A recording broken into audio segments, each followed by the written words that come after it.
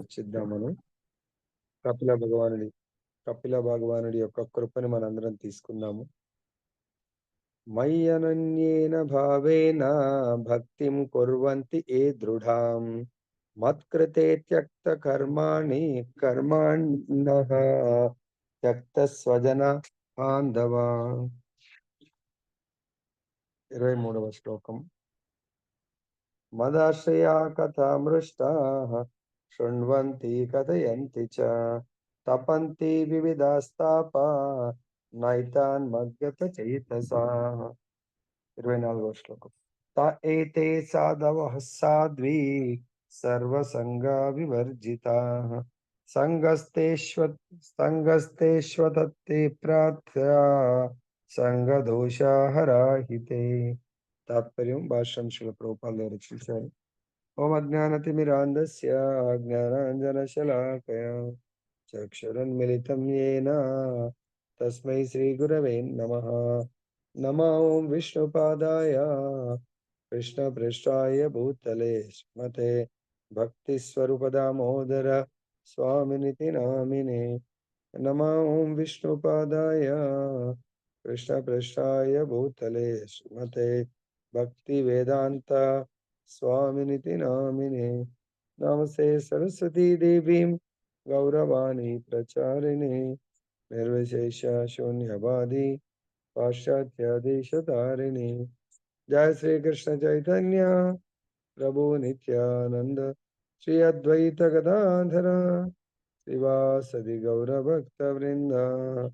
హరే కృష్ణ కృష్ణ కృష్ణ హరే హరే, హరే రామ రామ రామ హరే హరే. जय बोलो ग्रंथराज श्रीमद् भागवतम की जय. श्री राधा रमन लाल की जय. जगन्नाथ बलदेव सुभद्रा महारानी की जय. गौर निताय भगवान की जय. जगत गुरु श्रील प्रभुपाद की जय. श्री श्रीपाद गुरु महाराज की जय. సో ఈరోజు చాలా ముఖ్యమైనటువంటి సబ్జెక్ట్ మ్యాటర్ ఉంది. అది మనందరికీ కూడా డే టు డే లైఫ్ లో మనం అనుభవిస్తున్నటువంటి సబ్జెక్ట్ మ్యాటర్. దయచేసి మీ ఫ్రెండ్స్ చాలా మంది మీ గ్రూపుల్లో రానట్టు నాకు అనిపిస్తుంది. సో ఒకసారి వాళ్ళకి కాల్ చేసి చెప్పండి. ఈరోజు ఎందుకో అతి ఎమర్జెన్సీ అయితే ఓకే, మరి మీరు చూసుకుంటున్నారో లేదో తెలియదు. మీ గ్రూప్ వాళ్ళు ఎవరు రాలేదనేది నాకు అర్థమవుతుంది. మరి అది కొంచెం చూడండి. మీరు మీ మెంబర్స్కు కాల్ చేసి చెక్ చేసుకోండి, ఎవరు రాలేదు అని చెక్ చేసి వాళ్ళకు రిక్వెస్ట్ చేసి ఈరోజు చాలా మంచి టాపిక్ ఉందని చెప్పాలని నేను కోరుతున్నాను. హరే కృష్ణ గురుజీ, దండవత్ ప్రణామం.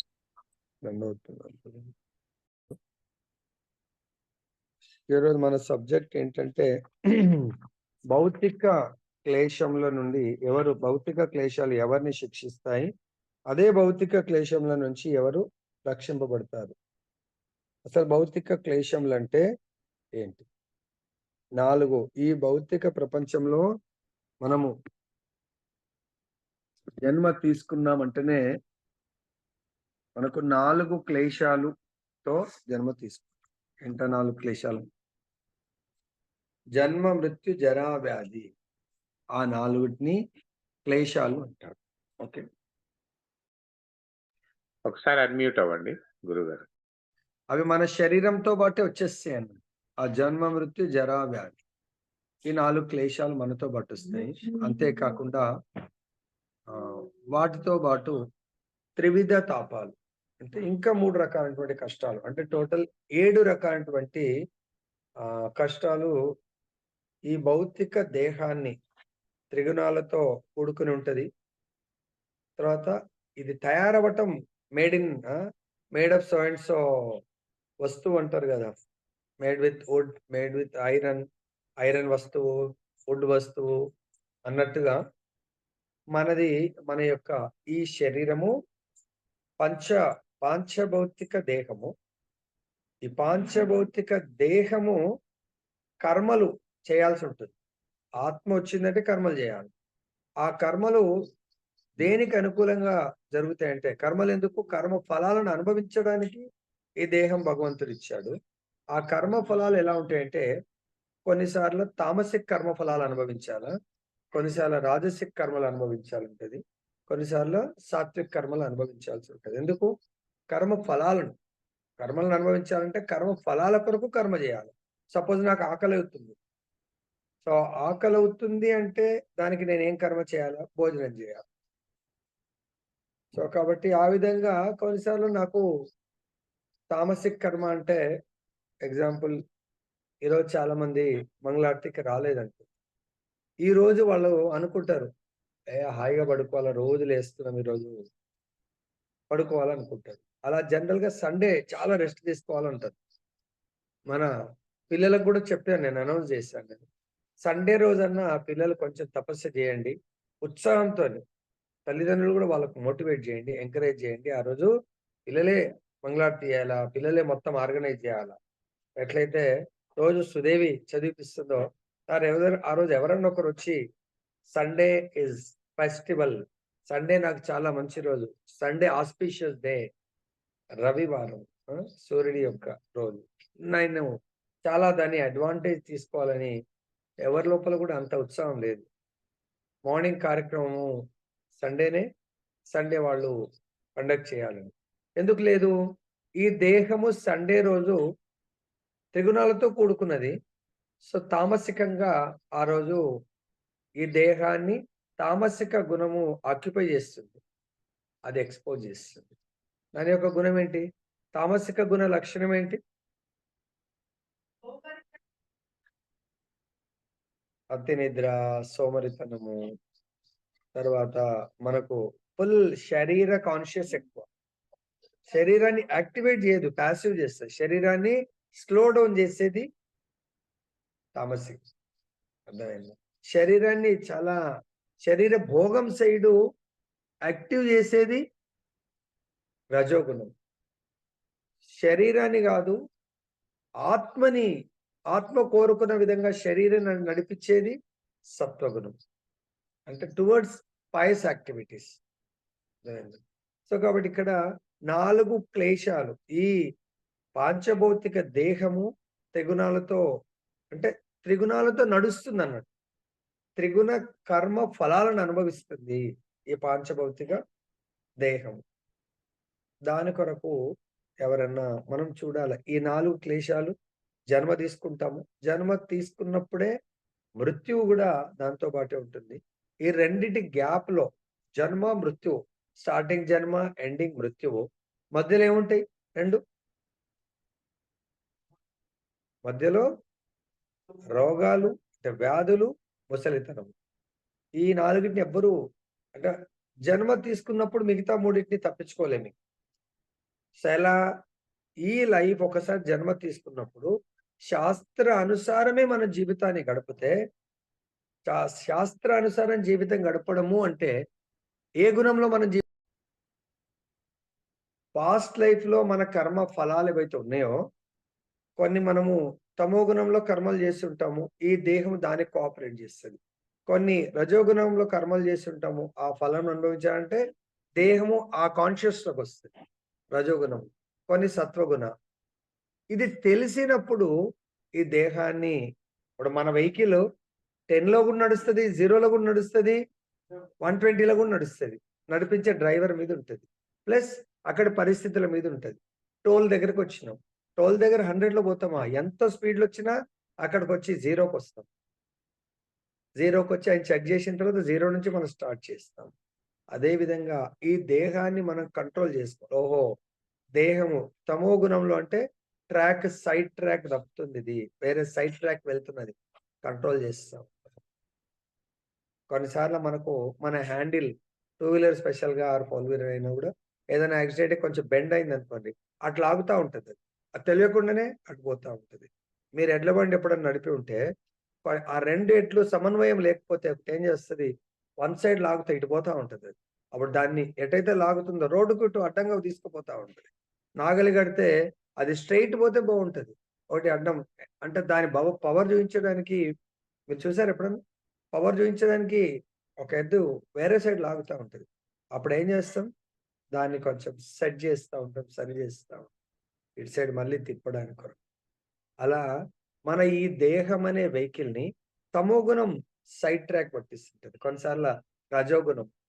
అప్పుడు మనం ఈ యొక్క ఓహో! తమోగుణం నేను ఈరోజు మంగళారతికి లేవలేదు అంటే, నన్ను ఈ ఆత్మను తమోగుణము ఈ దేహంలో ప్రకటితమైంది. తమోగుణం ఈరోజు లీడ్ చేసింది. సండే రోజు. మనకు ఆల్రెడీ భగవద్గీతలో వచ్చింది. ఒక్కొక్కసారి ఒక గుణము లీడ్ చేస్తది. మిగతా 2 గుణాలు సప్రెస్ అయిపోతాయి. యాక్టివ్ ఆఫీస్‌కి వెళ్ళినప్పుడు రజోగుణం లీడ్ చేస్తది.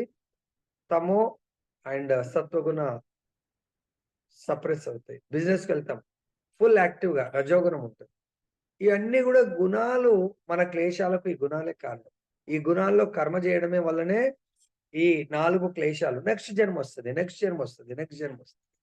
ఈ జన్మ రాహిత్యము మృత్యువుని గాదు. జన్మ రాహిత్యాన్ని మనము ఈ లైఫ్‌లో ప్లాన్ జేయాల. మృత్యు ఎట్లైనా ఎదుర్కుంటాం. మృత్యు అంటే ఏంటి? డ్రెస్ చేంజ్ అండి. ఇప్పుడు చూడండి నేను ఈ డ్రెస్‌లో ఉన్నాను. సో, ఈ డ్రెస్‌కి మృత్యు అంటే మనకు ఇప్పుడు నా శరీరానికి మృత్యు వస్తదా? రాదు. ఈ డ్రెస్‌కొస్తది. మృత్యు అంటే వదిలేయటం. నేను ఆఫీస్‌కెళ్ళేటప్పుడు ఈ శరీరాన్ని ఈ డ్రెస్‌ని వదిలేస్తాను. వేరే డ్రెస్ వేసుకుంటాను. శరీరం అయితే యాక్టివ్‌గానే ఉంది. శరీరం కోరుకునే ఈ డ్రెస్‌ని వదిలేస్తుంది. వేరే ఆఫీస్‌కి వెళ్ళే డ్రెస్ ఏసుకుంటుంది. మళ్ళొచ్చిన తర్వాత ఈవినింగ్ ఆఫీస్ డ్రెస్ వదిలేస్తుంది. శరీరం ఇష్టపూర్వకంగా వదిలేస్తుంది. ఎందుకు? మళ్ళీ భగవత్ సేవ చేయడానికి ఈ డ్రెస్ కావాలి. అదే విధంగా నైట్‌లో మళ్ళీ ఇంకో డ్రెస్ ఏసుకుంటుంది. ఆ డ్రెస్ వదిలేస్తుంది. ఇష్టపూర్వకంగా. ఆ విధంగా మానవుడు, మనుజుడు ఇష్టపూర్వకంగానే ఎట్లయితే మనం మ్యారేజ్‌కి వెళ్ళాల. మంచి డ్రెస్ ఏసుకుంటాం. పట్టు వస్త్రాలేసుకుంటాం. అదే విధంగా మానవుడు ఈ దేహాన్ని వదిలేయడానికి ప్రిపేర్ కావాలి. ఆ ప్రిపరేషనే ఇదంట. ఎప్పుడైతే ఆర్ట్ ఆఫ్ డయింగ్ నేర్చుకుంటామో 4 క్లేశాలను జయించినట్టే. 4 క్లేశాల నుంచి రక్షింపబడతాడు. ఎవరు? ఆర్ట్ ఆఫ్ డయింగ్ నేర్చుకున్నవాడు. నెక్స్ట్ లైఫ్ ఇంక ఉండదాయనకి. ఇటువంటి పాంచభౌతిక దేహం ఉండదు. నెక్స్ట్ త్రివిధ తాపం. త్రివిధ తాపాలేంటివి? ఆధ్యాత్మిక, ఆది భౌతిక, ఆది దైవిక. సో, ఈ 3 త్రివిధ తాపాలు. వినండి. ఆధ్యాత్మిక అంటే మన మానసిక మనస్సు మొన్న కూడా చెప్పిన మొత్తం డీటెయిల్‌గా. మనస్సు పరంగా కష్టాలు మొన్న మా రమణారావు ప్రభు లైన్‌లో ఉంటే ఆ రోజు ఆయనని ఎగ్జాంపుల్ తీసుకొని కూడా చెప్పిన. ఆయన కూడా మన మన మనస్సుకి ఏదన్నా చెడు వార్త వస్తే మనస్సు తెలియకుండా ఆటోమేటిక్‌గా బాధపడిపోతది. మనసు బాధతో కళ్ళల్లోంచి నీళ్ళుగొస్తాయి. సపోజ్ మనోళ్ళు చాలా నియర్ అండ్ డియర్ వాళ్ళు యాక్సిడెంట్ అయింది. లేకపోతే వాళ్ళు వెళ్ళిపోయారనుకుందాం. ఇగ అప్పటి వరకు ఆనందంగా ఉన్నాం. ఫంక్షన్‌లో ఉన్నాం. చాలా బరాత్‌తో డాన్స్ చేస్తున్నాం. న్యూసొచ్చింది. పలానని. తెలియకుండా టక్ టక్ టక్ టక్ ఏడుస్తా ఉంటాం అంతే. మా శరీరం బావుంది. జంప్ చేస్తున్నాం. కానీ మానసికంగా ఇమ్మీడియేట్‌గా డౌన్ అయిపోతాం. కుప్పకూలిపోతాం. అరే! ఏమైంది ఇట్లా అని చెప్పేసి. అది మానసిక క్లేశము. మనస్సు చాలా బాధ ఇంక చాలా రోజులు ఆ బాధ అట్లనే ఉంటుంది. నెల, 2 నెలలు, సంవత్సరమైనా గూడా ఆ బాధ అలానే ఉంటుంది. శరీరం బావుంటది. కానీ మనసు బావుండదు. సరే మనసు బావుంది. శరీరానికి మనకు అనుకోకుండా జ్వరమొచ్చింది. లేకపోతే కాళ్ళకేదో దెబ్బ తాకింది. అది శరీరం పెయిన్ అయితా ఉంటుంది. మనసు చాలా స్ట్రాంగ్‌గా ఉంది. క్లాస్ గూడా చెప్తాం వెళ్లి. ఈ వేలుకి చిన్న వేలుకి దెబ్బ తాకింది. అట్లనే మనం కాలేజు, ఆఫీస్ బంద్ చేస్తామా? లేదు. మానసిక స్థితి బావుంటది. పోయి చెప్తాం. కానీ శారీరంగా ఇది పెయిన్‌ఫుల్ ఉంటది. దాన్ని ఈ 2 రకాల బాధలను ఆధ్యాత్మిక అంటారు. విన్నారా రాగలత మాతాజీ? మళ్ళెప్పుడైనా అడిగినప్పుడు గుర్తుపెట్టుకోండి. ఓకే. ఓకే. ఓకే. ఓకే ఆధ్యాత్మిక ప్రభుజీ. అంటే మానసిక, శారీరక బాధలని ఆధ్యాత్మిక అంటారు.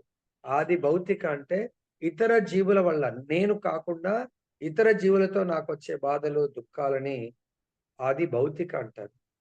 సపోజ్ వైఫ్‌కి ఆరోగ్యం బాలేదు. అర్థమైందా? సో, ఆహ్, ఆ యొక్క బాధను నేను అనుభవిస్తా ఉంటా. అది ఆది భౌతిక. లేకపోతే నేను బండి తీసుకొని ఎళ్తున్నాను. ఒక పిల్లి అడ్డమొచ్చింది. ఆ పిల్లిని రక్షించడానికి నేను పడిపోయినా. సో, దానివల్ల నాకొచ్చింది కష్టం. నా బండి పాడైపోయింది. లేకపోతే నాకే శరీరానికి ఏదో ఇదైంది. ఇతర జీవుల వల్ల మనకొచ్చే బాధలు. మా ఆఫీసర్ ఊకే నన్ను టార్చర్ చేస్తున్నాడనుకో. ఎంత పని చేసినా టార్చర్ చేస్తా ఉంటాడు. ఆయన వల్ల నాకు రోజు ఆహ్, ఆ బాధ ఉంటా ఉంటుంది. ఇతర జీవుల వల్ల నేను కష్టపడతా ఉంటాను. అది ఆది భౌతిక. ఆది దైవిక దేవతలు మనందరికీ కామన్ ప్రాబ్లం. సిటీలో ఉన్నట్టుండి కేరళలో చాలా Natural వాయనాడులో ఇక్కడ calamity. చాలా న్యాచురల్ చాలా విపరీతమైన వరదలు వచ్చాయి. సో న్యాచురల్ కెలామిటీస్ వరదలు ఉండొచ్చు, అతివృష్టి అనావృష్టి ఉండొచ్చు. కేదార్నాథ్ వెళ్ళినాం మేము. వచ్చిన తర్వాత ఐస్ వర్షం, రాళ్ల వర్షం కురిచింది. ఉన్నట్టుండి పాపం వాళ్ళు 4,000 5,000 మంది వాళ్ళందరూ కూడా చాలా ఘోరమైనటువంటి పరిస్థితి. మేము వెళ్ళిపోయినా మాకు తెలియకూడదు. అవన్నీ కూడా దాన్ని ఏమంటారు, ఆది దైవిక. అవి ఎవరు కంట్రోల్ కూడా చేయలేరు, అవుట్ ఆఫ్ కంట్రోల్. అర్థమైందా? దాన్ని ఆది దైవిక. ఇవి 4 క్లేశాలు, త్రివిధ తాపాలు. దీన్ని మరి ఎలా మనము దీని నుంచి ఎలా రక్షింపబడాలి, దీని ద్వారా ఎవరు శిక్షింపబడతారు అనేది ఈరోజు కపిల భగవానుడు మనకు బోధిస్తున్నారు, చూస్తాము. అటువంటి సాధు అనన్య భావంతో దృఢమగు భక్తియుత సేవ యందు నెలకొని ఉండును. భగవానుని కొరకు అతడు లోకమందలి స్వజన సంబంధములు మరియు మిత్ర పరిచయముల వంటి సమస్త సంబంధములను త్యజించి వేయును. సో ఇక్కడ సాధువు అన్నప్పుడు మనం ఆల్రెడీ తెలుసుకున్నాము.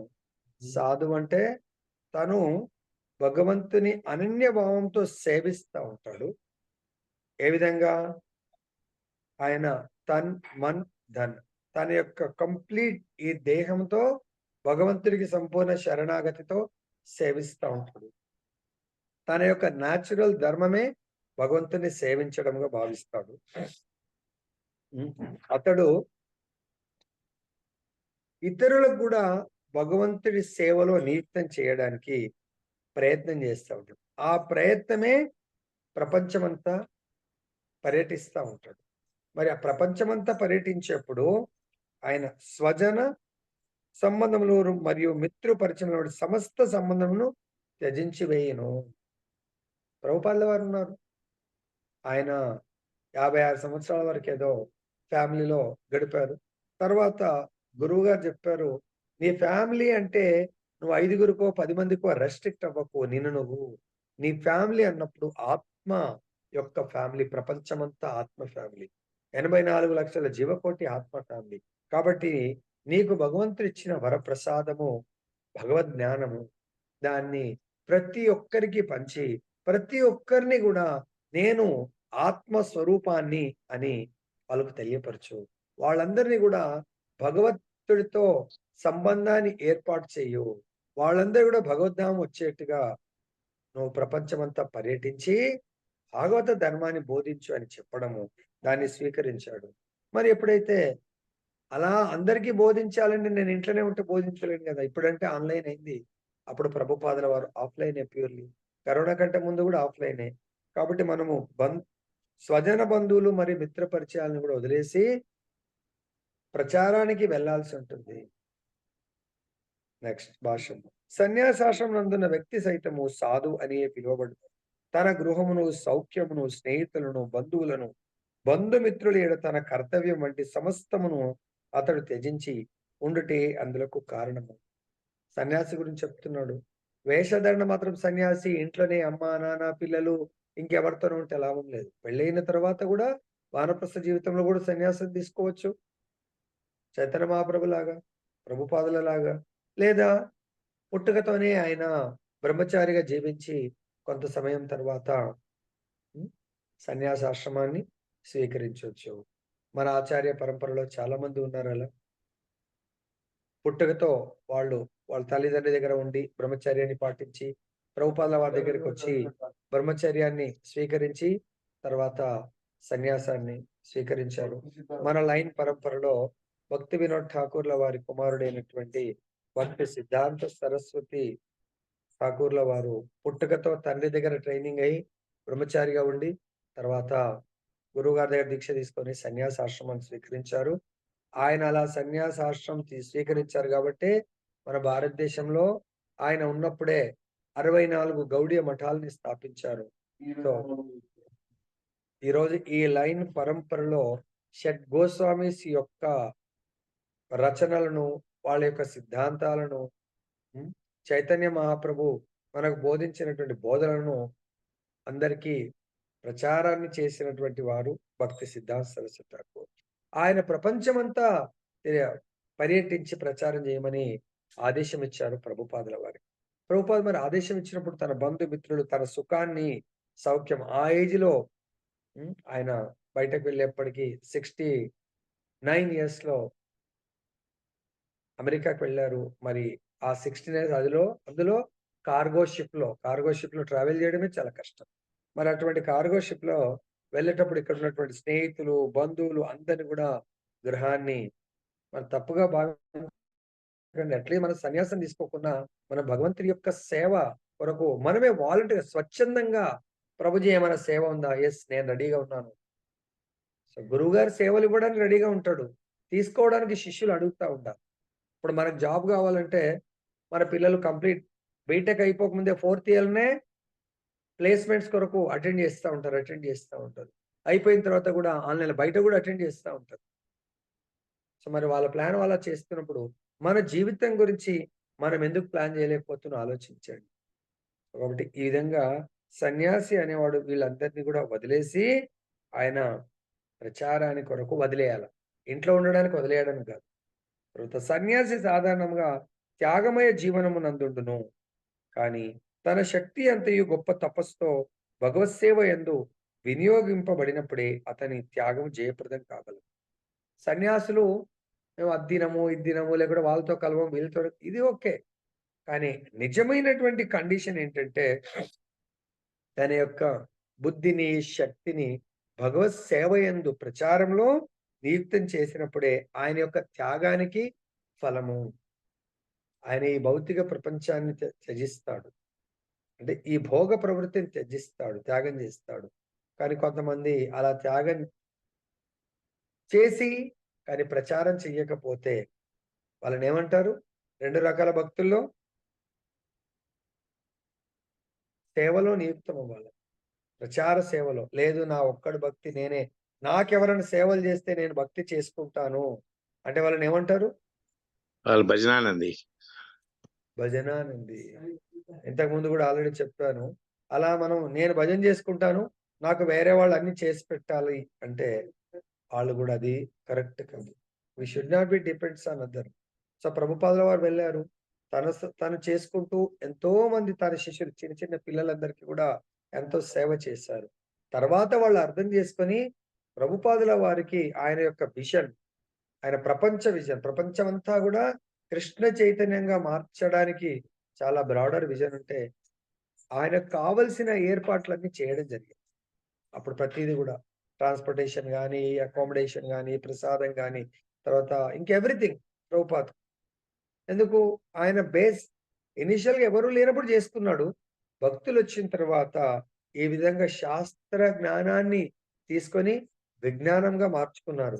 ప్రభుపాద్కి అన్లెస్ అంటిల్ మరి వాళ్ళు సేవ చేయకపోతే ప్రభుపాద్ అలా తిరిగేవాడు. ఎగ్జాంపుల్, ప్రభుపాద్ ఒక కంట్రీ నుంచి ఇంకో కంట్రీకి వెళ్ళాలి, ఆయననే ఎయిర్పోర్ట్ వెళ్ళి టికెట్ తెచ్చుకోవాలి, ఆయననే చేయాలంటే ఇట్ ఈస్ నాట్ పాసిబుల్. శిష్యులన్నీ చేసి పెట్టేవాళ్ళు. అక్కడ మాట్లాడి ప్రభుపాద్ని రిసీవ్ చేసుకోవడానికి, తర్వాత అక్కడ ప్రభుపాద్ యొక్క కార్యక్రమాలని ఏర్పాటు చేయడానికి కొరకు శిష్యులు పనిచేసేవాళ్ళు. అదర్వైజ్ ప్రభుపాద్ అక్కడ వెళ్ళిన తర్వాత మళ్ళీ బేసిక్ గా అన్ని వెతుక్కోవాలి. సో అన్ని వెతుక్కోవాలా చేయాలంటే మరి ఎక్కడ పాసిబిలిటీ అవుతుంది? ప్రభుపాద్ కేవలం వాళ్ళు ఏం చేస్తారంటే ప్రభుపాద్ రావాలా, అద్భుతమైనటువంటి దివ్య సందేశాన్ని ఇవ్వాలి, అద్భుతమైనటువంటి కీర్తన, వాళ్ళు కూడా కీర్తన నేర్చుకున్న తర్వాత వాళ్ళు చేసేవాళ్ళు. సో ప్రభుపాద్ కేవలం చేసేటప్పుడు వాళ్లకు ఆ భగవంతుని కథామృత రూపంలో ఇచ్చేవాళ్ళు, ఆ భగవంతుని యొక్క అర్చామూర్తిని టెంపుల్లో ఇన్స్టాల్ చేసేవాళ్ళు. ఇంకా ఆ రెండిటితో వాళ్ళ ఆనందానికి అవధులు ఉండేవి కావు. మిగతాన్ని కూడా ప్రభుపాదకు పెద్ద పట్టి అంటే అవన్నీ ఆలోచించాల్సిన అవసరం ఉండేది కాదు. ఒకసారి డివోటీస్ అయిన తర్వాత మనం కూడా మరి మన కర్తవ్యము ఆచార్యులని అనుసరించాలి. అదే విధంగా భక్తి సిద్ధాంత సరస్వతి ఠాకూర్ కూడా ఒకసారి శిష్యులైన తర్వాత వాళ్ళే గురు మహారాజ్ పలాందే మనం వెళ్దాము, మీరు రండి, వి విల్ ఆర్గనైజ్ ఎవ్రీథింగ్.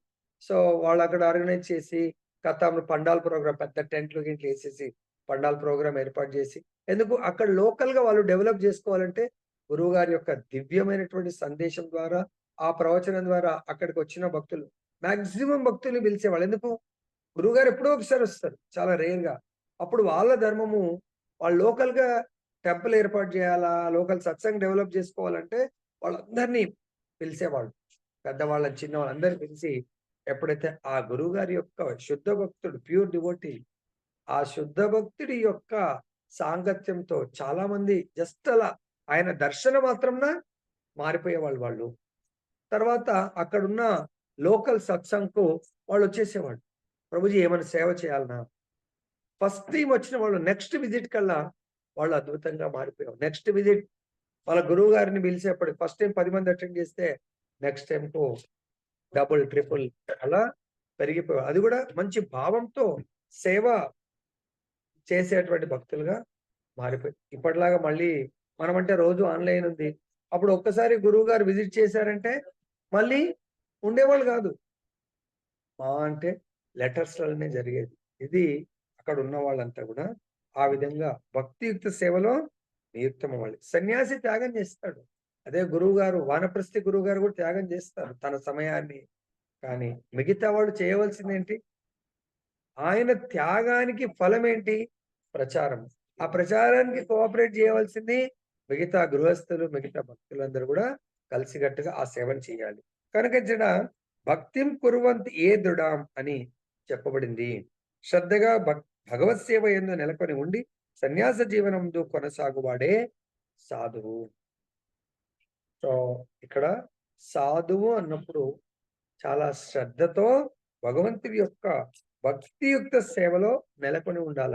ఎవరైతే భగవద్ భక్తియుక్త సేవలో, ఇక్కడ గుర్తుపెట్టుకోండి, సాధువు అంటే ప్రతి ఒక్కరు సాధువు కాదు. ఆయన ఇష్టాదైవము 33 కోట్ల దేవతలు ఏదో దేవత ఉన్నారు, లేకుంటే ఏదో బాబా యొక్క సాధువు. దే ఆర్ నాట్ సాధు. క్లియర్ గా చెప్తుంది ఇక్కడ. భగవంతుడి యొక్క భక్తియుక్త సేవలో నెలకొన్నటువంటి సన్యాసియే సాధువు. లేదా సాధు డ్రెస్ వేసుకోకుండా కూడా నిత్య నిరంతరము భగవంతుడికి సంపూర్ణ శరణాగతితో భగవంతుని సేవ చేస్తూ సేవ చేయించేవారు కూడా సాధువు. కృష్ణ భక్తులు సాధువులు, కృష్ణ భక్తులు కాని వాళ్ళు సాధువులు కాదు. కేవలం భగవత్ సేవార్థమై సంఘమునిడ కుటుంబమునిడ గల సమస్త బాధ్యతను త్యజించిన వాడు మరియు లౌకిక పరహిత పరాయణత్వమును విడిచినవాడు అయిన మనుజుడే సాధువు. కుటుంబం యొక్క కొన్నిసార్ల కుటుంబ బాధ్యతలు చాలా హెడేక్, ఇవన్నీ ఎవడు పోషిస్తాడని కూడా ఫ్యామిలీని వదిలేస్తాడు. కానీ ఆయన అలా వదిలేయడము భగవత్ సేవతో సంబంధం లేదనుకోండి, ఈజ్ నాట్ సాధువు. కేవలం ఎక్కడన్నా ఆశ్రమంలో మంచి భోజనం దొరుకుతుందేమో అని చెప్పేసి ఈ రెడ్ బట్టలు వేసుకొని ఆశ్రమంలో హాయిగా తిరుక్కుంటూ పడుకునేవాడు నిజమైన సాధువు కాదు. అతను కూడా కర్మబంధనాల్లో చిక్కుకొని ఉంటాడు. అలాంటి వాడు భౌతిక క్లేశాలు ఆయన కూడా వదిలిపెట్టవు. ఇంటి బాధ్యతలను తప్పించుకొని పోయి ఏదైనా ఆశ్రమంలో జాయిన్ అయిపోయి హాయిగా 3 పూటలు భోజనం దొరుకుతుందని మంచిగా తినుకుంటే ఏదో చాదరణ కొంచెం సేవ, అసలు సేవ కూడా చేయకుండా మాట మాట్లాడుతూ హరే కృష్ణ హరే కృష్ణ కృష్ణ కృష్ణ హరే హరే, హరే రామ రామ రామ హరే హరే తన భజన చేసుకుంటూ హాయిగా భోగించేవాడు ఆయన కూడా కర్మను అనుభవించాల్సి వస్తుంది. ఆశ్రమంలో ఉన్నప్పుడు సాధు సంతుల సేవ చేయాలి. నేను ఎవరి సేవ చేయను, అందరూ నా సేవ చేయాలి అనేవాడు నిజమైన సాధువు కాదు. ఈ లోకమునందు జన్మించినని మానవునికి జనులేడా, దేవతలేడా, ఋషులేడా, సాధారణ జీవులేడా, తల్లిదండ్రులేడా, పితృదేవతలేడా, ఇంకెందరి ఏడనో పెక్కు బాధ్యతలు మొగమాటము తయారగదు. అంటే ఇలా ప్రతి జీవి, స్పెషల్ గా మానవుడు జన్మించగల మానవులకే ఉంటది రుణానుబంధం. రుణాలు ఎన్నో తల్లి రుణము, ఋషి రుణము, దేవత రుణము, తర్వాత భూమాత రుణము, ఇంకెన్నో పితృదేవత రుణం, ఇలా ప్రతి ఒక్కరితో రుణానుబంధాలు మనకు ఏర్పడతాయి. సో మరి ఎప్పుడు ఈ రుణానుబంధాల నుంచి మనం ముక్తి పొందగలుగుతాం? ఎవరైతే భగవంతుడికి శరణాగతి పొంది భగవంతుని సేవిస్తారో అటువంటి సందర్భంలో మాత్రమే ఈ రుణానుబంధాలని నుండి మనం ముక్తి పొందగలుగుతాము. దేవదేవుని సేవ కొరకై అట్టి మొగమాటములన్నింటినీ త్యజించినచో దానికై అతడు శిక్షింపబడడు. భగవంతుడి సేవ కొరకు మాత్రమే మనము ఈ బాధ్యతను, సన్యాస బాధ్యతను ఎవరు స్వీకరిస్తారో వాళ్ళు భౌతిక క్లేశముల నుంచి బయటపడతారు. భౌతిక క్లేశములు శిక్షించవైనని. అంటే ప్రభుజీ ఆయనకు ముసలితనం రాదంటే వస్తది. నెక్స్ట్ లైఫ్ ఇంకా జన్మ ఉండదు. నెక్స్ట్ జన్మనే లేదు కాబట్టి ముసలితనం ఉండదు. తర్వాత వ్యాధులు రావు. మరణం అనేది ఉండదు. కానీ మనుజుడు ఇంద్రియ భోగార్థమై అట్టి కర్తవ్యములను పరిత్యజించినచో ప్రకృతి నియమంచే నిక్కముగా శిక్షింపబడతాడు. ప్రకృతి వదిలిపెట్టదు. దానికి ఇంతకు ముందు కూడా ఈవెన్ మామూలోళ్ళనింది సాధువులను కూడా వదిలిపెట్టదు. సో ఇది నిజంగా జరిగిన స్టోరీ ఒకటి ఇంతకుముందు కూడా చెప్పాను. మళ్ళీ కూడా వినండి. మనం కూడా ఆ కేటగిరీలోకే వస్తాం. సాధు సంఘంకి వస్తాము. కానీ ఇలా కూర్చుంటూ ఉంటాం.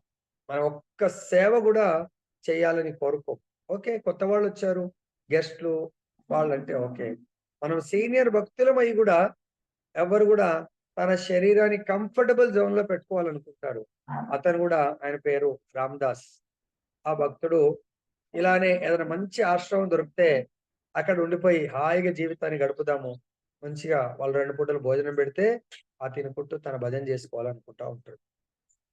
సో ఆయన అలా ట్రావెల్ చేస్తూ ఇది రాజస్థాన్‌లా అనుకుంటా. ఒక ఆశ్రమంలో ఆ ఆశ్రమం హెడ్ చాలా గొప్ప ధనవంతుడు, భూస్వామి. ఆయన గోశాల ఉంటుంది. ఒక ఆశ్రమం పెట్టుకొని సాధు సంతులకు సేవ చేస్తా ఉంటాడు. ఎవ్వరు సాధువులొచ్చినా ఒక రోజు, 2 రోజులు పూర్వకాలం ఇప్పుడు ఆశ్రమాలు తక్కువ. పూర్వకాలం అయితే చాలా మంది మెయింటైన్ చేస్తుండే. సాధువులకైతే ఫ్రీగా ఇస్తుండే. వేరే వాళ్ళకి వాటినేమంటారు? ధర్మశాలలు లేకుంటే ఆశ్రమాలు అట్లా భోజనము, ఉండడానికి వసతులు కల్పించేవాళ్ళు. అలా ఇతను కూడా ఎళ్ళాడు. సో వేరే సాధువులతో వెళ్ళాడు. అక్కడ ఆ సాధువులు 2 రోజులు ఉన్నాడు. తర్వాత వెళ్ళిపోయారు. అక్కడ ఎంత అద్భుతంగా పొద్దున ప్రసాదం, వేడి వేడి ప్రసాదం, మధ్యాహ్నము, రాత్రికి మంచి ఖీరు, పూరీలు, మాల్పువ ఇవన్నీ గూడా చాలా వెరైటీలు చేసి పెట్టేవాళ్ళన్నమాట. సో వాళ్ళు చేసేవాళ్ళు. లేదు మేము వేరే వాళ్ళ వంట తినము అంటే వీళ్ళకు సరుకులు ఇచ్చేవాళ్ళు. అలా ఆయనకు అక్కడ వంట 2, 3 రోజులు ఈ సాధువులతో పాటు ఉన్నాడు. చాలా మంచిగా అనిపించింది. తర్వాత అక్కడే ఆ భోజనము, ఆ ఏర్పాట్లు, వసతులు చాలా నచ్చి ఇంక అక్కడే ఉండిపోవాలనుకుంటాడు. ఆ యొక్క మహంత్ ఆశ్రమం యొక్క హెడ్ అడుగుతాడు, "నేను ఇంకో 4 రోజులు ఉంటాను." ఉన్నాడు. తర్వాత ఇక్కడే ఉండిపోతానంటే, ఆయన కూడా ఎన్నో రోజుల నుంచి చూస్తున్నాడు. వర్కర్స్ ఉన్నారు. కానీ ఒక్క స్వామీజీ టైప్ ఎవరు లేరన్నాడు. సరే ఉండని అని చెప్పేసి అనుకుంటాడు. ఆయన ఏం చేస్తాడు, ఇక ఫస్ట్ 2, 3 రోజులంటే గెస్ట్. తర్వాత అసలు ఏమీ పని చేయడాయన.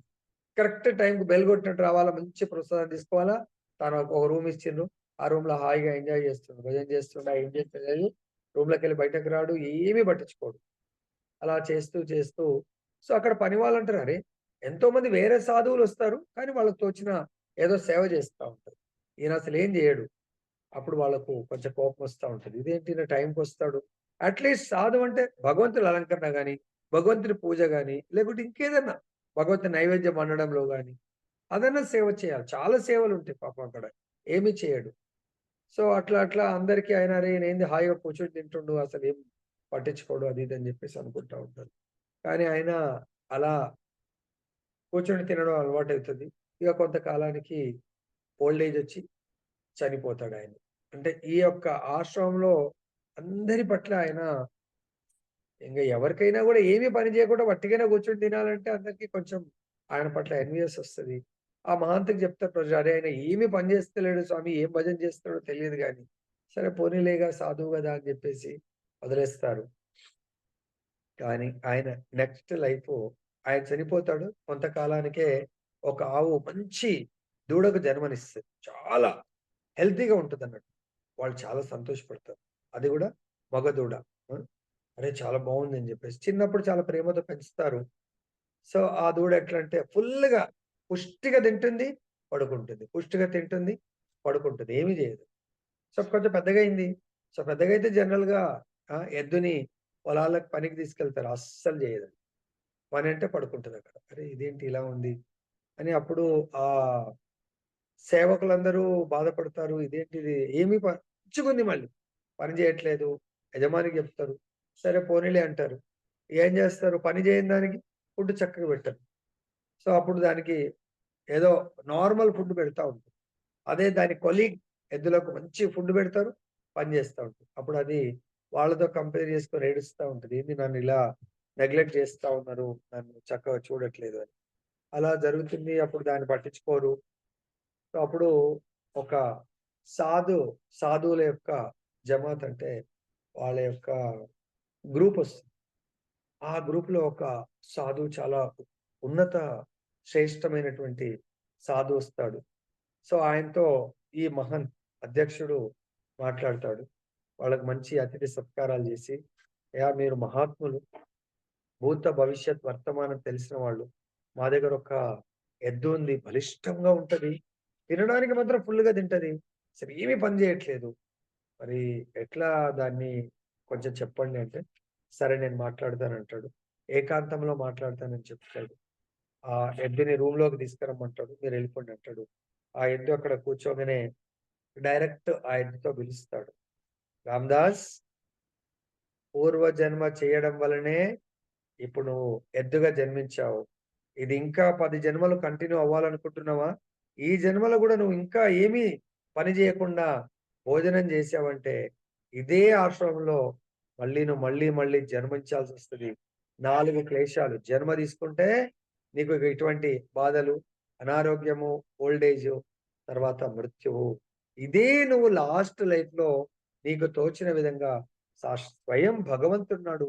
ఆ భగవంతుడికి అర్చన సేవ జేసినా నీ జన్మ లాస్ట్ లైఫే నువ్వు పరంధామానికి వెళ్ళిపోయేవాడివి. నువ్వు ఈ లైఫ్‌లో గూడా అలా అంటే లాస్ట్ లైఫ్ ఏదైతే వేషాధరణ సాధువు.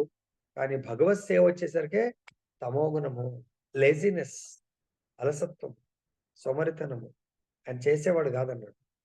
భగవత్ సేవలో చాలా యాక్టివ్‌గా ఉండాల. గుర్తుపెట్టుకోండి. ఇప్పుడు కృష్ణాష్టమి వస్తుంది.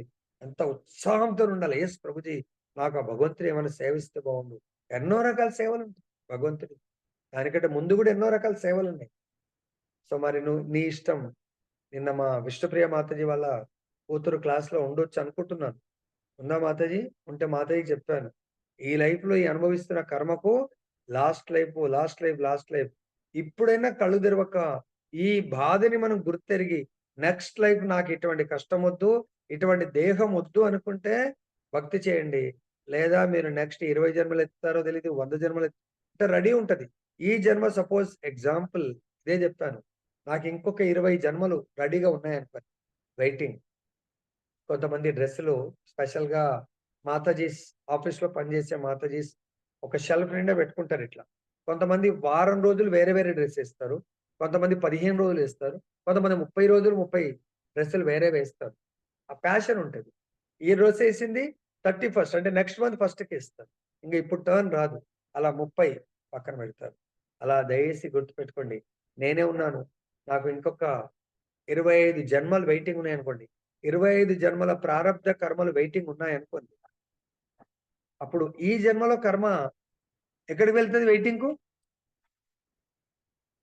హరే కృష్ణ. ఈ జన్మల కర్మ ఎక్కడికి వెళ్తది? ఎప్పుడొస్తది మళ్ళీ? ఈ జన్మల కర్మ ఎప్పుడొస్తది మళ్ళీ నాకు టర్న్? ఎగ్జిబిషన్‌లో ఇలా తిరిగేదుంటది కదా! మనం ఇక్కడ కూర్చున్నామంటే ఇంకోళ్ళు ఇక్కడ తీసుకొస్తాడు వాడు. వాళ్ళని అక్కడ కూర్చోబెడతాడు. ఇలా టర్న్ తిరుగుతా ఉంటది. తిరుగుతా ఉంటదా? చూసారా ఎగ్జిబిషన్‌లో ఎప్పుడన్నా? మన ముందు అలా తిరిగి ఇక్కడ ఆపుతాడు. దిగేటప్పుడు గూడా మనం పైనుంటాము. కింద ఒకళ్ళని ఆపుతాడు. వాళ్ళు దింపేస్తాడు. ఇంకోళ్ళొస్తారు వాళ్ళు దిగుతారు. కదా! మళ్ళీ అది పైకెళ్తా ఉంటది. ఎళ్తదా? దిగింది మళ్ళీ పైకెళ్తది పైకి. అలా వస్తా ఉంటది రొటేషన్. చూసారా ఎప్పుడన్నా? ఎగ్జిబిషన్‌లో పెద్దది ఇలా తిరిగేది వస్తుంటది గదా! అలా కేవలము మన జన్మ, ఈ జన్మలో చేసింది నెక్స్ట్ టర్న్ ఎప్పుడో వస్తదది. నెక్స్ట్ లైఫే రావచ్చు. ఎప్పుడన్నా రావచ్చు. మరి అలా మనం కర్మలను అనుభవిద్దామా? లేకుంటే కర్మలన్నిటి నుంచి అతీతంగా భౌతిక క్లేశాలంటే ఒక జన్మలో చేసుకున్నటువంటి కర్మ ఫలాలు నెక్స్ట్ లైఫ్ మళ్ళీ జన్మ, మృత్యువు, ముసలితనం, వ్యాధులు ఇవి మనల్ని ఇబ్బంది పెడతా ఉంటాయి. మరి ఎవరిని ఇబ్బంది పెట్టవు? ఎవరైతే భగవంతుడి కొరకు, భగవత్ సేవ కొరకు సంపూర్ణ శరణాగతి పొంది వాళ్ళు తన జీవితాన్ని భగవంతుడి కొరకు ఉపయోగిస్తారో వాళ్ళనేమన్నాడు భగవంతుడు 18.66లో సర్వధర్మాన్ పరిత్యజ్య మామేకం శరణం ప్రజ అహం త్వాం సర్వ పాపేభ్యో మోక్షయిష్యామి. నీకు ఈ చక్రంలోంచి ముక్తినిస్తానన్నాడు భగవంతుడు. నెక్స్ట్ శ్లోకంలో దేవాది దేవుడు నన్ను గూర్చిన శ్రవణ కీర్తనములందే సదా నెలకొని ఉండి సాధువులు భౌతిక క్లేశములచే తప్పింపబోరు. మనం చేయవలసింది నిన్న చెప్పిన మరి మాతయ్య వాళ్ళకు ఉంటున్నదో లేదు తెలీదు. దేవాది దేవుడు అంటే భగవంతుడి గురించి, భగవంతుడి నామ రూప గుణ లీలలు పొద్దున మా నామామృతంలో భార్గవ ప్రభు బలరామకృష్ణ ప్రభు చాలా చక్కగా చెప్పారు. భగవంతుడి యొక్క నామం గురించి చెప్తారు. ఇప్పుడు మనం చదువుతుంది భగవంతుడి యొక్క కథ అమృతాన్ని స్వయం భగవంతుడే కపిల భగవానుడు బోధిస్తున్నాడు. శ్రవణ కీర్తనము. ఇందాక శర్మ ప్రభుని అడిగింది అదే. మీ గ్రూప్ వాళ్ళు ఉన్నారా ప్రభుజీ? అరే మీరు ఏ పరిస్థితిలో అన్నా ఉండండి, శ్రవణం చేయడానికి ఏముందండి? మీరేమైనా లెక్చర్ ఇవ్వాలంటే ఇలా కూర్చోవాలి. మీరేం లెక్చర్ ఇవ్వాల్సిన అవసరం లేదు కదా. మీరేమైనా మొబైల్ జేబులో పెట్టుకున్నారా, అక్కడ పెట్టుకున్నారా స్పీకర్ కు? దయచేసి భగవంతుడి గురించి శ్రవణ కీర్తన యందు ఎవరైతే నెలకొని ఉంటారో వాళ్ళు సాధువులుగా పరిగణించి, అటువంటి సాధువులు భౌతిక క్లేశములు ఇదే లాస్ట్ లైఫ్. ఇక నెక్స్ట్ జన్మ ఉండదు. జన్మ లేనప్పుడు మృత్యు ఉండదు. తర్వాత రోగాలు ఉండవు, ముసలితనం ఉండదు. ఏలైనా నా లీలలకు కర్మలకు సంబంధించిన ఆలోచననే వారు ఎల్లప్పుడూ కలిగి ఉంటారు. భగవంతుడు దీనికి సంబంధించి భగవంతుడి జన్మ కర్మల గురించి ఎవరైతే స్మరిస్తారో వాళ్ళకు పునర్జన్మ ఉండదు అని చెప్పారు. ఏ శ్లోకంలో చెప్పారు? భగవద్గీతలో. సింపుల్. దేవునకు మనస్సునకు సంబంధించినవి ఇతరుల జీవులచే కలగజేయబడినవి ప్రకృతి ఉత్పాతములచే బలవంతంగా పైనబడినవి అనుచు భౌతిక అస్తిత్వమునందు అనేక రకములకు క్లేశములు కలవు. ఇందాక చెప్పాను కదా, 4 క్లేశాలు వచ్చి జన్మ మృత్యు జరావ్యాధి త్రివిధ తాపాలు వచ్చి దేహమునకు మనస్సునకు సంబంధించింది, అది ఆధ్యాత్మిక అంటారు. ఇతరుల జీవులచే మనకు బాధలు వస్తాయి, అవి ఆది భౌతిక. ప్రకృతి ఉత్పాతములు నేచురల్ కలామిటీస్, అవి ఆది దైవిక. కానీ తన మనస్సు సదా కృష్ణ భక్తి భావంతో నిండి ఉన్నందున సాధు అట్టి క్లేశకర పరిస్థితులచే కలత చెందబోడు. సాధువు తనకొచ్చేటువంటి ఈ రోగాలు, ముసలితనము, మృత్యువు, తర్వాత ఇతరులచే మనకు బాధలు, మానసిక శారీరక వీటి గురించి పట్టించుకోడు. ఎందుకు? తన యొక్క జర్నీ గురించి ఆలోచిస్తూ ఉంటాడు. తన యొక్క కృష్ణ చైతన్య మార్గంలో ప్రయాణం గురించి ఆలోచిస్తూ ఉంటాడు తప్ప. సపోజ్ మనం ట్రైన్లో ఇప్పుడు మాయాపూర్కు బయలుదేరుతున్నాం 8th రోజు. వెళ్తున్నప్పుడు మనం ట్రైన్ ముందుకు వెళ్తుంటే బాహ్య ప్రపంచం వెనకకు పరిగెడుతున్నట్టు అనిపిస్తుంది. అయ్యో ఇది ఎందుకు వెనకకు పోతుందో మనం ఆలోచిస్తాము అంటే వెంకటేశ్వర ఆలోచిస్తారా? ట్రైన్లో జనరల్ గా బస్సు కానీ ట్రైన్ మన కార్లో ముందుకెళ్తుంటే అదేదో వెనకకు పోదు, అక్కడే ఉంటది కానీ వెనకకు పోతున్నట్టు మనకు అనిపిస్తూ ఉంటుంది. ఏదో సీనరీ చూస్తాం, అరే ఇది వెళ్ళిపోయింది అని చెప్పేసి మనం ముందుకెళ్తుంటే అది వెళ్ళిపోతూ ఉంటది. మన గమ్యస్థానం ముందుకు వెళ్ళటము, మన డెస్టినీకి మనం చేరుకోవటం. కాబట్టి మన కృష్ణ చైతన్య మార్గంలో ప్రయాణం చేయటమే మన యొక్క ఇది. అర్థమైందా? సో ఏం జరుగుతుంది ఏంటనేది నిజమైన సాధువు పట్టించుకోడు. ఆ విధంగా కృష్ణపర కర్మలను తప్ప అన్య విషయము దేనిని గూర్చి అతడు పలకబోడు. ఏమంటారు శంకర్ ప్రభుజీ? కృష్ణపర దయచేసి పెట్టుకోండి. ఈ దేహానికి గాలి ఎంత ఇంపార్టెంటో ఆత్మకు శ్వాస భగవంతుడి యొక్క శ్రవణ కీర్తన. ఎక్కడనే ఉండండి, అది నిజమైన నిష్ఠ. నేను ఖచ్చితంగా వినాలా. నిష్ఠ తర్వాత రుచి వస్తుంది, అప్పుడు ఆసక్తి అనేది వస్తుంది. అట్లీస్ట్ నిష్ఠకు రీచ్ అవ్వండి అందరూ.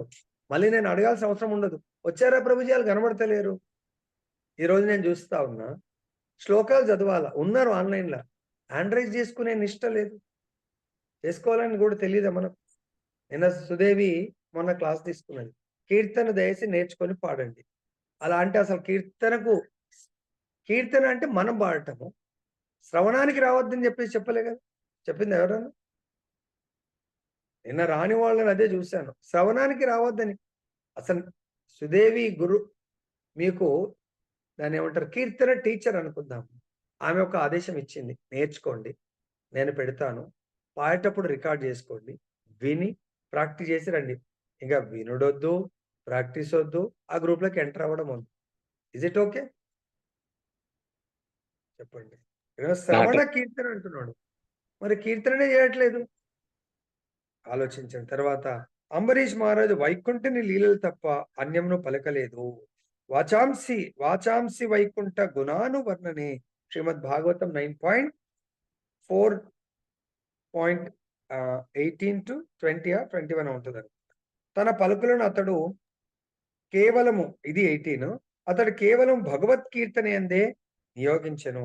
సాధుమాత్ములు ఎల్లప్పుడూ భగవానుని కర్మలు లేదా భక్తుల కర్మలు విని కుతూహలరై పొందును. పూర్ణంగా కృష్ణ భక్తి భావితులైనందున భౌతిక క్లేశమును వారు మరిచి ఉందురు.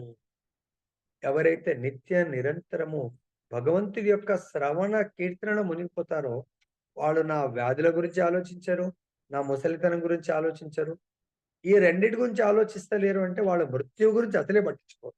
ఎందుకంటే మృత్యువు వాళ్ళని ఏం చేయదు. పరీక్షిత్ మహారాజు ఉన్నారు, ఆయన భగవంతుడి యొక్క భగవత్ కథామృతాన్ని భాగవతామృతాన్ని శ్రవణం చేస్తున్నప్పుడు ఆయన మృత్యువు గురించి అసలు ఆలోచించాడు. హరే కృష్ణ. అసలు ఆ టైం గురించి కూడా ఆలోచించలేదంట.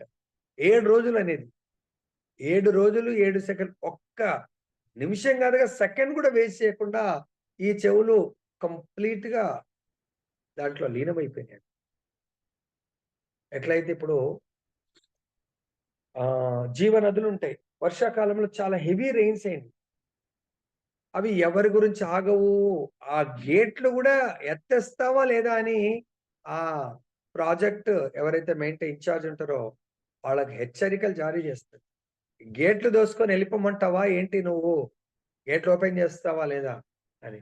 అది చూసి ఆ వరద ఉధృతం చూసి గేట్లు ఎత్తేస్తారు. అదే విధంగా మన యొక్క కర్ణములు భగవత్ కథామృతం కొరకు ఎప్పుడు ఓపెన్ అయి ఉండాలంట. సో అది జీవుడి యొక్క న్యాచురల్ స్థితి. అంటే ఆయన భౌతిక క్లేశంలో వచ్చి ఇంద్రియాలు, అంబరీష్ మహారాజ్ మనకు ఆల్రెడీ చెప్పడం జరిగింది. 9 ఆయన ప్రతి అంగము ఏం చేయాలి, ప్రతి అంగము భగవంతుడి యొక్క సేవలో నియుక్తమైంది అనుకోండి. ఇంకా ఈ క్లేశాల గురించి అసలు ఆలోచించేంత సమయం లేదు. ఎందుకు మన మనసు భగవంతుడి యొక్క పాద పద్మాల చెంత ఉంటుంది. ఆ 9 ఏంటి అవి?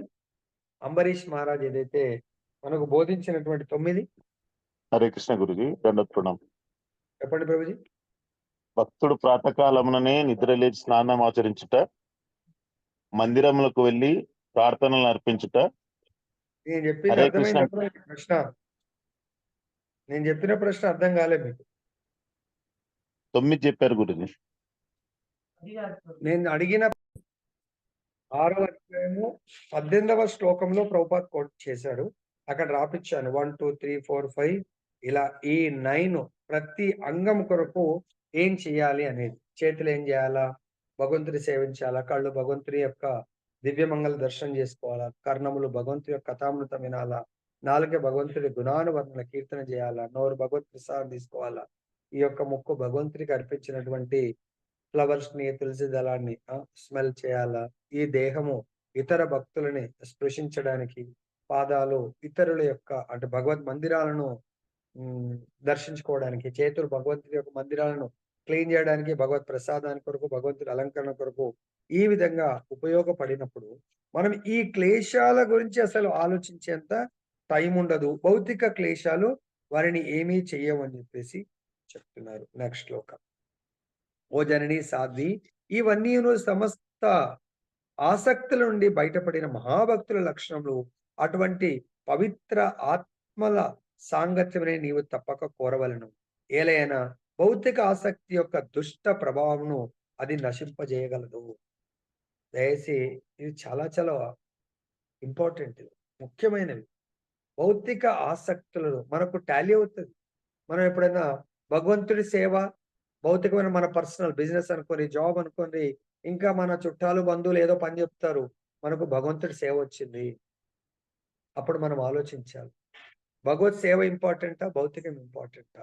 భౌతిక ఆసక్తి నుండి విడ్రా అవ్వండి. ఎలా అయితే తాబేలు తనకు నిజంగా చాలా అవసరం ఉన్నప్పుడే తన ఇంద్రియాలు బయటకు తీస్తుంది, తలను 4 కాళ్ళను. అప్పుడు ఆ అవసరం తీరంగానే మళ్ళీ అన్నింటినీ విడ్రా చేసి ఇలా తపస్సు చేసినట్టుగా ఉంటుంది. నీళ్ళ మీద ఉంటుంది, ఇలా ఉంటుంది. అలానే మనం కూడా మనకు అత్యంత అవసరము అన్నప్పుడు ఓపెన్ చేయాలా. మిగతా సమయంలో ఈ ఇంద్రియాలను భగవత్ సేవలో నియుక్తం చేయండి. అటువంటి జీవితమే మనకు ఈ భౌతికమైనటువంటి ప్రభావాల నుంచి మనను రక్షిస్తుంది. అర్థమైందా? దుష్ట ప్రభావం అది నశింపజేస్తుంది. మన సర్వ ఇంద్రియాలు భగవంతుని భక్తియుక్త సేవలో నెలకొన్న భాష్యం. భౌతిక ఆసక్తిని విడుదలను కోరినచో సాధు సాంగత్యము తప్పక వృద్ధి కావించవలనను కపిలముని తన తల్లియగు దేవోతికి ఇచ్చట ఉపదేశించున్నాడు. భగవద్ రాజ్యమున ప్రవేశించుటకు ఎవడు యోగ్యుడో భగవద్గీత 15.5 యందు తెలుపబడింది. మనకు భగవద్గీత 15.5 ఎవరైనా ఒకరు హరే కృష్ణ శ్లోకం హరే కృష్ణ గురుజీ. చదవండి. నిర్మాణ మోహ జితస భగవద్ రాజ్యము భగవత్ లోకము సాలోక్య ముక్తి రావాలి అంటే, భగవంతుడి యొక్క ధామానికి వెళ్ళాలంటే దురభిమానం అంటే నేను దేహాన్ని అనే అహంకారం అభిమానం పెట్టుకోకండి.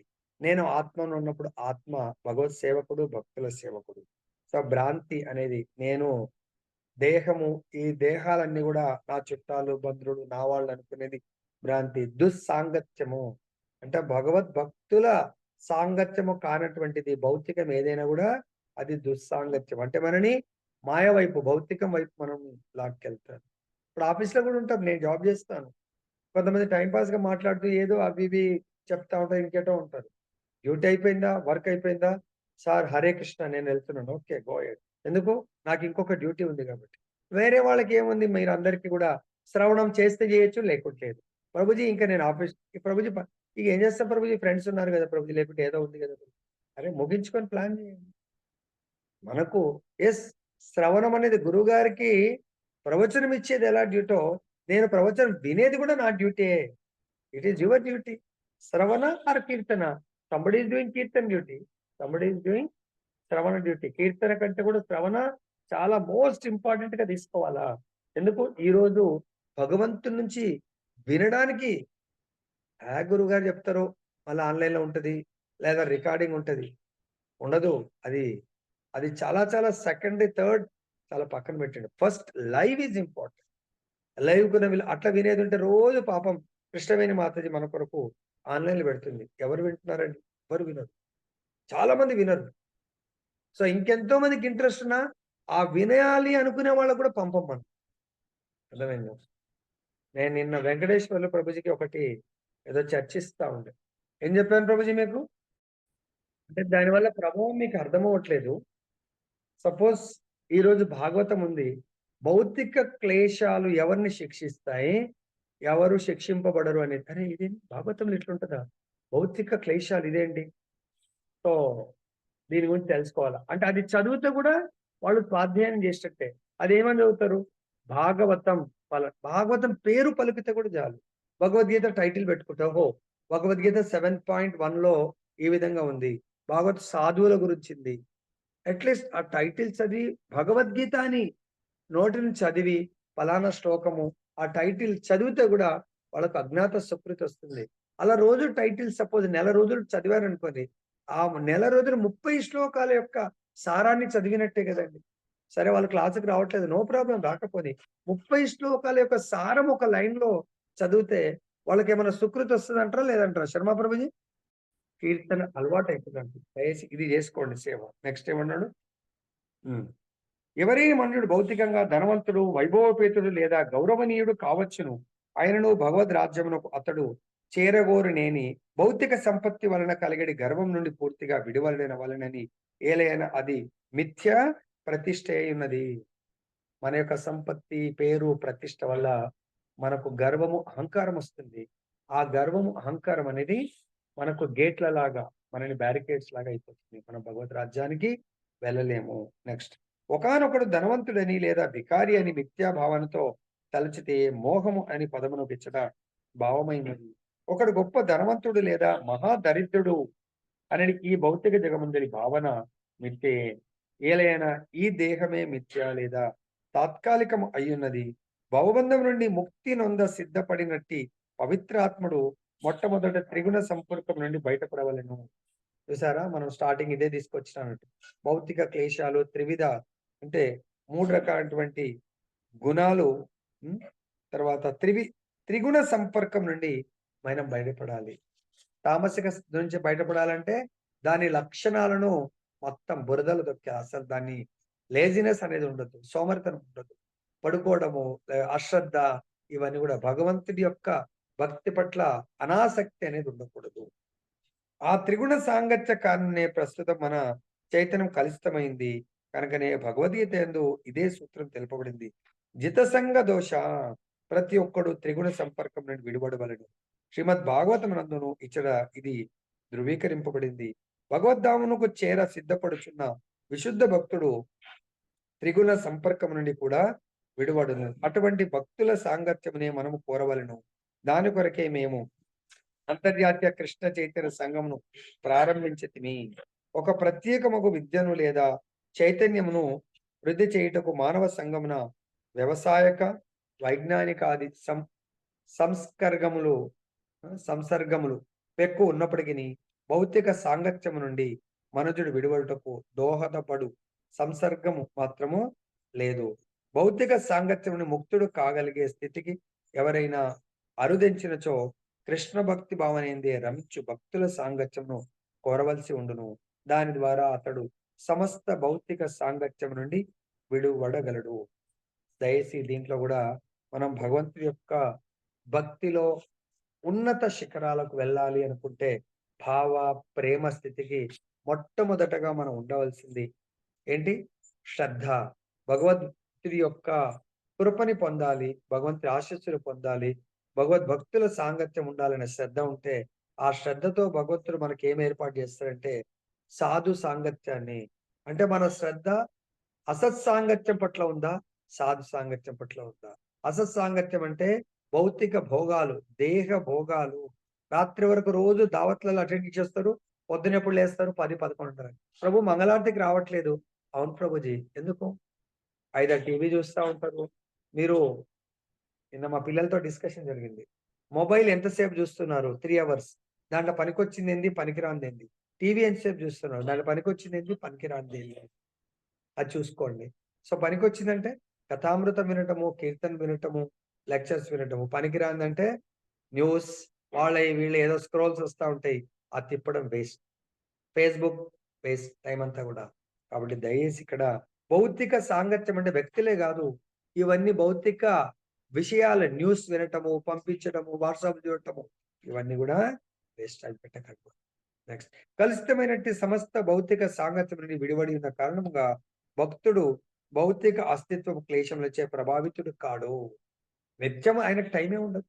నాకు ముసల్తనం వచ్చిందా, వ్యాధి వచ్చిందా అనేది ఆలోచన కూడా ఉండదు ఆయనకు.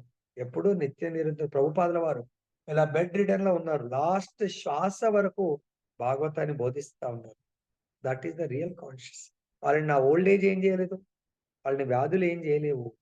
అటువంటి స్థితికి ప్రమోట్ అవ్వండి దయచేసి.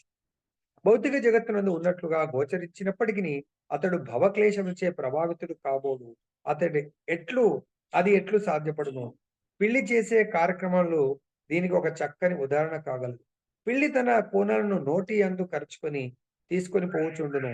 ఎలుకను చంపునప్పుడు కూడా అది దాన్ని తన నోటితోనే పట్టుకొని పోవును. ఆ విధంగా రెండును పిల్లి నోట్లోనే ఉన్నప్పటికీ అవి ఉండే పరిస్థితులు భిన్నంగా ఉండును. పిల్లి కూనలు తమ తల్లి నోటిలో సుఖమును పొంది ఉండగా పిల్లి నోటిలో చిక్కిన ఎలుక మృత్యుబాధను అనుభవించును. అదేవిధంగా భగవత్ సేవలో నెలకొనిన భక్తులు సాధువులు కూడా భౌతిక క్లేశమును అనుభవించరు. కానీ భక్తులు కానట్టి వారు మాత్రము భవక్లేశములను నిజముగా అనుభవింతురు. కనుక మనుజుడు లౌకికుల సాంగత్యము త్యజించి కృష్ణ భక్తి పారాయణులైన వారి సాంగత్యము కోరుకోవలేను. అటువంటి సాంగత్యం ద్వారా అతడు ఆధ్యాత్మిక పురోగతిని పడేయగలడు. ఆ మహాత్ముల ఉపదేశములు, వచనముల ద్వారా అతడు భౌతిక అస్తిత్వం తనకు గల ఆసక్తిని ఖండించుకొనగలడు. చాలా అద్భుతమైన ఎగ్జాంపుల్. పిల్లి చిన్న పిల్లల్ని ప్రసవించినప్పుడు ఒక ప్లేస్ నుంచి ఇంకో ప్లేస్ కు మారుస్తూ ఉంటుంది. సో తన బిడ్డని తన పళ్ళు తన బిడ్డకు గుచ్చకుండా చాలా పళ్ళని మరి మెత్తగా చేస్తుందా లేదు, ఆ టెక్నిక్ తో పట్టుకొని ఒక ప్లేస్ నుంచి ఇంకో ప్లేస్ కు మార్చి సురక్షిత ప్లేస్ కు మారుస్తుంది. అదే పిల్లి తన బిడ్డలకు తనకు ఆహారమైనటువంటి ఎలకని పట్టుకుంటుంది. ఆ పట్టుకున్నప్పుడే ఎలక ప్రాణం పోతుంది. ఎందుకు? ఆ ఎలక ప్రాణం పోయేటట్టు పట్టుకోకుంటే ఎక్కడనో ఒకవేళ పళ్ళల్లోంచి జారిపోయిందనుకో ఇక పిల్లికి దొరకదు మళ్ళీ. కాబట్టి దాన్ని దొరికినప్పుడే దాదాపుగా మృత్యువుకు గురవుతుంది ఎలక. అలా పట్టుకుంటుంది. ఇక ఎలకకు తెలిసిపోతుంది ఇక నా మృత్యువు అయిపోయినట్టే. అదే పిల్ల హాయిగా ఉంటుంది. మా అమ్మ నన్ను రక్షిస్తుంది అని చెప్పేసి. అదే విధంగా భౌతిక క్లేశములు ఎవరైతే భౌతిక భోగాలను అనుభవించాలనుకుంటున్నారో వాళ్ళని ఈ భౌతిక ప్రపంచము, భౌతిక ప్రకృతి ఎలా అయితే పిల్లి ఎలకని పడుతుందో అప్పుడే చంపదు. దాన్ని అలా చిత్రహింసలకు గురవుతుంది. అలానే మనము ఈ దేహ భోగాన్ని కోరుకున్న వాళ్ళని భౌతిక ప్రకృతి ఆ విధంగా శిక్షిస్తుంది. అదే భగవద్భక్తులు సేమ్ దేహమే ఈ భౌతిక ప్రకృతిలో ఉంటూ పిల్లి నోటిలో ఉంటూ బిడ్డ ఎంత హాయిగా ఉంటుంది, మా అమ్మ మంచి ప్లేస్కి తీసుకెళ్తుందని భగవద్భక్తులకు ఈ భౌతిక ప్రకృతి ఆ విధంగా ఒక ప్లేస్ నుంచి ఇంకో ప్లేస్ కు సురక్షిత ప్లేస్లకు మారుస్తూ ఉంటుంది. ఆనందాన్ని ప్రొవైడ్ చేస్తుంది ఈ భౌతిక ప్రకృతి. భౌతిక క్లేశాలు ఎటువంటి శిక్ష అంటే పనిష్మెంట్ కు శిక్షించము, రక్షిస్తూ ఉంటుంది. ఇది అన్నట్టు భగవద్భక్తుల్ని ఈ ప్రకృతి రక్షిస్తుంది. అదే మాయ యొక్క భక్తుల్ని అంటే భోగాన్ని అనుభవించే వాళ్ళని వాళ్ళ కర్మలు పాస్ట్ కర్మలు శిక్షిస్తాయి. ఇది ఈరోజు సందేశం. जय बोलो ग्रंथराज श्रीमद् भागवतम की जय। श्री राधारमन लाल की जय। जगन्नाथ बलदेव सुभद्रा महारानी की जय। गौर निताय भगवान की जय। जगत गुरु